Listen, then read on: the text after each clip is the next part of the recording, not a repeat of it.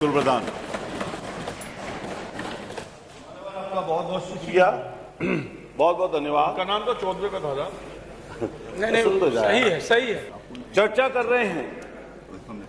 मैं अपने आप को सौभाग्यशाली समझता हूं कि इस चर्चा का हिस्सा बनने का मुझे भी सौभाग्य मिला है और ऐसे अवसर पर मैं कोई लांछन, किसी तरह का अपशब्द बोलना नहीं चाहता।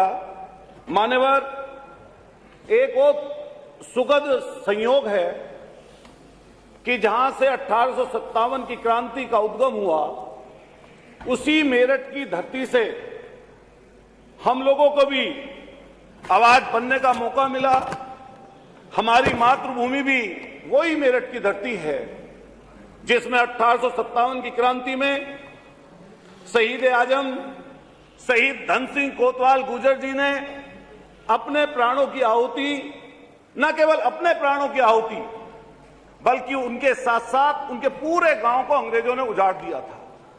उसके अगल बगल जब हम जाते हैं तो दिल्ली के आसपास के सारे क्षेत्र, चाहे वो सहारनपुर का इलाका हो, चाहे मुजफ्फरनगर इस समय हो, बागपत हो, शामली हो, मेरठ हो, बुलंदशहर का काला आम हो और दिल्ली के इर्द गिर्द के सारे इलाके, शायद ही ऐसा कोई पुराना पेड़ होगा जो बहुत 100 साल से पुराना होगा पेड़, ऐसा हो नहीं सकता उस पे फांसी के फंदे पर हमारे लोग लटके ना हो। अभी चर्चा बनती है, आगे आगे चलती है, सब लोग अपनी अपनी बात कह के जाते हैं, लेकिन पूर्व के वक्ताओं ने, खास तौर से भारतीय जनता पार्टी के नेताओं ने हमेशा जब वंदे मातरम की बात की तो कहीं ना कहीं वो बंटवारे की सियासत के लिए उसका नाम लेते हैं। और पूर्व का इतिहास उठाकर अगर हम लोग देखें और नजदीक से जाएं, पुरानी समय में जब स्वतंत्रता संग्राम चल रहा था इस देश में, तो पूरे के पूरे समय में शायद इनका एक भी नेता, एक भी इनसे जुड़ा हुआ व्यक्ति ऐसा नहीं होगा जो वंदे मातरम का जयकारा लगाते हुए जेल गया हो।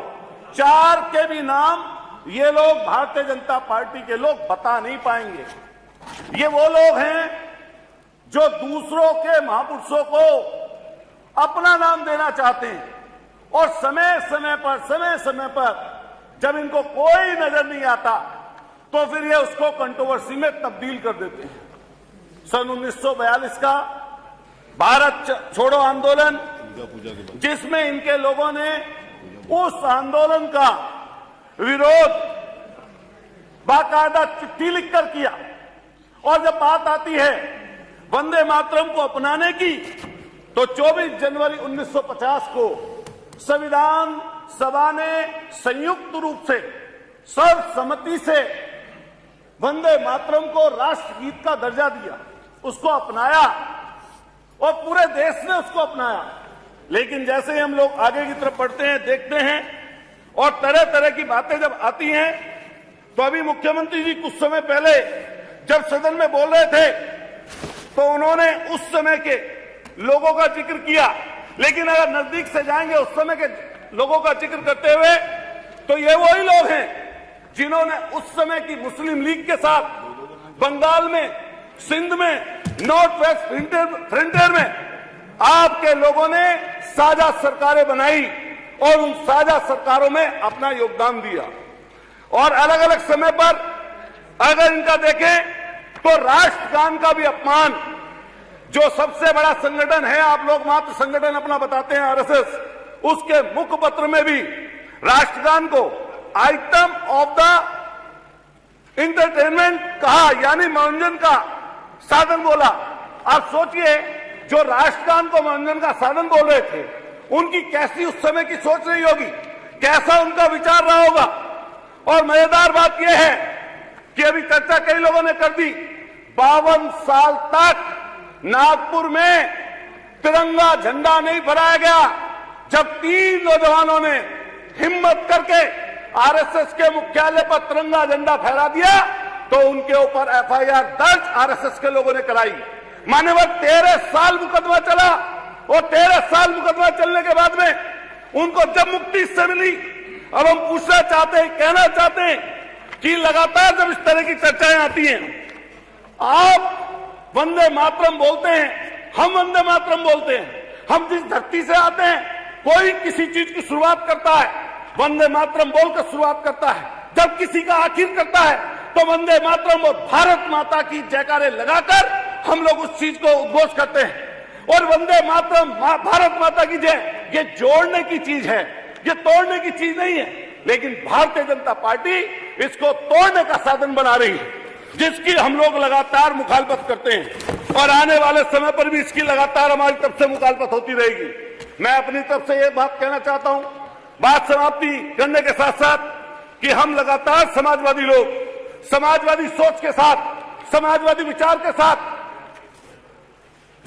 संपूर्ण क्रांति के नायक आदरणीय जयप्रकाश जी से लेकर आदरणीय लोहिया जी से लेकर आदरणीय हमारे नेता स्वर्गीय माननीय मुलायम सिंह जी से लेकर और आज तक समाज को जोड़ने की सियासत चल रही है।